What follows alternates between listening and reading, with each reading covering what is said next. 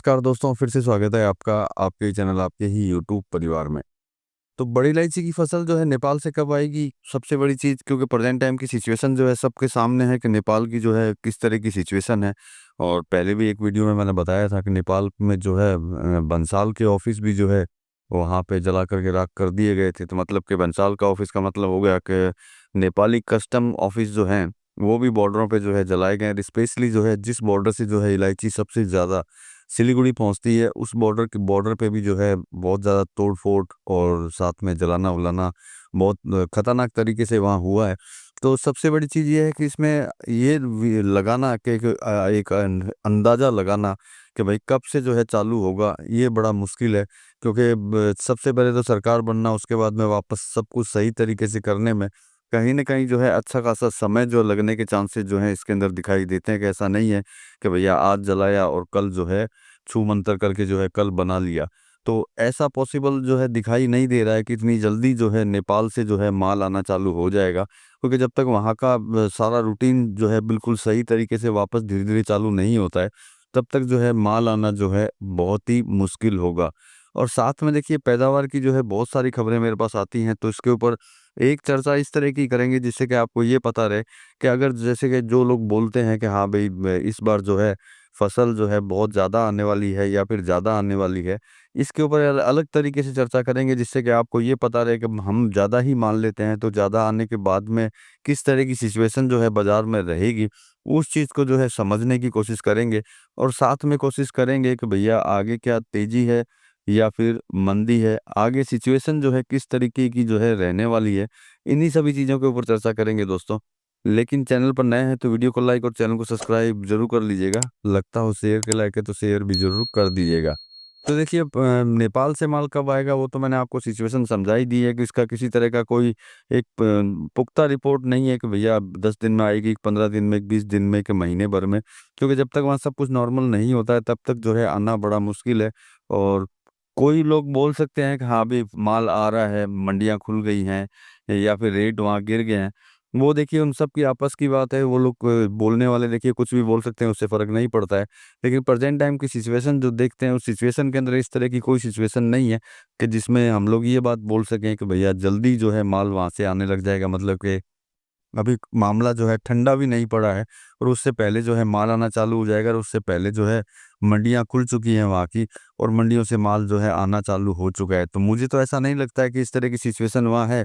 बाकी बोलने वाले हैं उनका मुँह नहीं पकड़ सकते, वो कुछ भी बोल सकते हैं कि भैया माल आ रहा है या फिर वहाँ रेटें सस्ती हो चुकी हैं, जो मुझे समझ में नहीं आता। अब सबसे बड़ी बात है कि सभी लोग जो है एक ही चीज़ बोले जा रहे हैं, चाहे वो व्हाट्सएप में खबरें हों, न्यूज़ हों या फिर जो भी अपनी मंडियाँ हैं वहाँ पे कुछ लोग जो हों ये बात बोलते हैं कि भाई इस बार जो पैदावार जो है बहुत ज़्यादा है। तो देखिए मैंने पहले भी आप लोगों को बताया है कि सिर्फ़ पैदावार बहुत ज़्यादा है, ये बोलने से कुछ मतलब कैलकुलेशन नहीं लगता है कि भैया पैदावार ज़्यादा है। जब आप अगर ये बात बोलते हैं कि भैया पैदावार ज़्यादा है, तो आपको ये भी बताना ज़रूरी है कि पहले का बाज़ार में जो है माल कितना है। देखिए कोई बोलता है अरुणाचल में ज़्यादा, कोई बोलता है नागालैंड में ज़्यादा, कोई बोलता है कि सिक्किम में ज़्यादा, तो कोई बोलता है कि भैया नेपाल में जो है बहुत ज़्यादा है। तो जो मैंने पहले भी कई दिनों पहले वीडियो बनाया था कि भई हम लोग मान लेते हैं कि 20-30% जो है ज़्यादा माल जो है आने के चांसेस जो हैं अपने को दिखाई देते हैं, या फिर उनकी बात मान लेते हैं कि हाँ जी 20 से 30% माल जो है बड़ी इलायची का जो है ज़्यादा आएगा। लेकिन सबसे बड़ी चीज़ जो है ब बिल्कुल भी नहीं बताते हैं कि भैया माल तो ज़्यादा आएगा, लेकिन पहले जो है बिल्कुल भी माल नहीं है, मतलब कि कैरी फॉरवर्ड माल जो है, वो जो है उसका पूरा का पूरा फिनिश हो चुका है, ख़त्म हो चुका है, उस वो है ही नहीं। तो वो बताने की ज़रूरत कोई नहीं समझता, वो बस एक ही चीज़ की रट्टा लगा हुआ रहता है कि भई फसल ज़्यादा है, फसल ज़्यादा है और फसल ज़्यादा है। फसल ज़्यादा कितनी है, ये भी नहीं बताएँगे। कोई बोलेगा डबल फसल है, कोई बोलेगा ट्रिपल फसल है, कोई बोलेगा 20% ज़्यादा है, कोई बोलेगा 30% ज़्यादा है। तो हम लोग सभी की बात मानते हैं। डबल तो देखिए ये आप भी अच्छी तरह जानते हैं कि किसी भी कंडीशन में नहीं हो सकती। इस साल कम से कम जो है डबल होने का कोई चांस इसके अंदर दिखाई नहीं देता है। और देखिए सबसे बड़ी चीज़ है जो मैंने आपको बोला कि जब खरीदारी का टाइम रहता है, उस समय पे जो है ज़बरदस्त इस तरह का जो है रूमर फैला दिया जाता है कि भैया ज़बरदस्त फसल है, ज़बरदस्त फसल है। क्योंकि मैंने आपको बोला कि मैं इतने टाइम जो है अरुणाचल घूमता रहा और वहाँ जाकर के सिचुएशंस जो है मैं देखता रहा।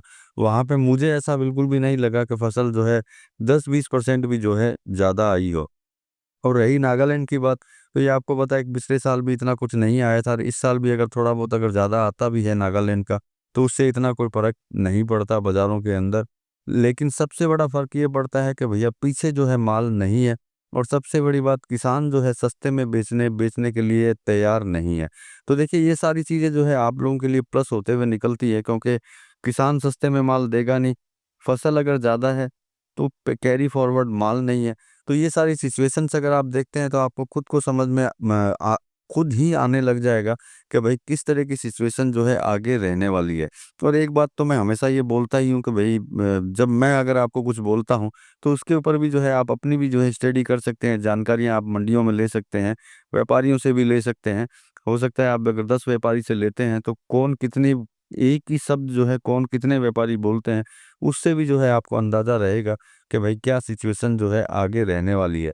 मैं सारी फसलों की बातें होगी, माल अराइवल की बात होगी कि ज़्यादा है कि नहीं है, जैसे कि प्रेज़ेंट टाइम में भी अरुणाचल के लिए भी, नेपाल के लिए तो बोला ही जा रहा है कि भाई नेपाल में जो है फसल बहुत ज़्यादा है और अरुणाचल के लिए भी जो है ये बात बोली जा रही है, मतलब असम को ले सकते हैं हम लोग आज, क्योंकि अरुणाचल के साथ में असम का नाम भी जुड़ जाता है कि असम के अंदर जो है ज़बरदस्त फसल जो है इस बार हुई है। लेकिन मुझे कहीं पे भी जितनी जगह गया हूँ, उन किसी भी जगह पे मुझे ऐसा महसूस नहीं हुआ कि जहाँ हम लोग ये बात बोल सकें कि फसल जो है बहुत ज़्यादा है। और सबसे बड़ी चीज़ है, देखिए जो भी न्यूज़ देता हो या फिर कोई व्हाट्सएप करता हो, वो ज़्यादा अगर बोलता है तो उसको ये भी बताना ज़रूरी है कि ज़्यादा अगर है तो कितनी ज़्यादा है और कैरी फॉरवर्ड माल है कि नहीं है। क्योंकि सिर्फ़ एक ही बात तोते की तरह रटने से नहीं होता कि फसल ज़्यादा है, फसल ज़्यादा है और फसल ज़्यादा है। क्योंकि उनके कहने से फसल ज़्यादा होगी नहीं, और फसल ज़्यादा भी है तो किसान जो है सस्ते में छोड़ना नहीं, और 10-20% फसल ज़्यादा भी मान लेते हैं, उससे कोई फ़र्क पड़ना नहीं। क्योंकि कैरी फॉरवर्ड माल जो है पीछे इतना है ही नहीं, जिससे कि हम लोग ये विचार कर सकें कि भैया पहले का भी माल जो है ज़बरदस्त पड़ा हुआ है और जो है इस बार भी जो है ज़बरदस्त आएगा। तो मतलब कि इतना लंबा चौड़ा असर जो है मेरे हिसाब से बाज़ार के अंदर दिखाई नहीं देता है, और आगे तेज़ी रहेगी या फिर मंदी रहेगी, ये सब चीज़ों का कैलकुलेशन अगर आप खुद लगाएँगे कि किस तरह की सिचुएशन आगे जो है बनने वाली है या फिर बनेगी और कब बनेगी, इन चीज़ों का अंदाज़ा जो है आप खुद लगा सकते हैं कि आज महीना देख सकते हैं, सितंबर महीना चल रहा है और अभी तक जो है अरुणाचल का किसी तरह का कोई प्रेशर जो है बाज़ार के अंदर नहीं है, और किसी तरह का कोई बड़ा, मतलब बड़ी क्वांटिटी जो है बिल्कुल भी नहीं आ रही है। कुछ-कुछ जगह पे थोड़ा बहुत माल है, कुछ जगह पे थोड़ा ज़्यादा है। तो मतलब कि इस तरह की सिचुएशन जो है बिल्कुल भी दिखाई नहीं देती है। बाकी आप खुद कैलकुलेशन लगाएँगे तो आपको खुद को पता चलेगा कि किस तरह की सिचुएशन जो है आगे बनने वाली है। क्योंकि मेरे पास जितनी जानकारी होती है, इन्फॉर्मेशन होती है, वो आपको बताने की कोशिश करता हूँ, जिससे कि आप अपना जो है कैलकुलेशन आगे के लिए लगा सकें। तो देखिए मेरा काम होता है जानकारी और इन्फॉर्मेशन आपको देना, बाकी खरीदना और बेचना आप अपने हिसाब से कीजिए, और हमेशा किसी न किसी की राय लेकर के काम ज़रूर कीजिए, जिससे कि नुकसान का सामना ना करना पड़े। मिलेंगे अगली वीडियो में अगली जानकारी के साथ में, तब तक के लिए धन्यवाद।